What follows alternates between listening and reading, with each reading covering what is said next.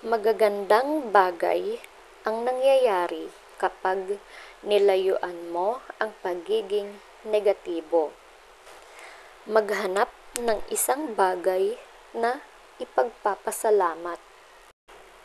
Number 1. Ang iyong trabaho ay ang pangarap ng mga walang trabaho.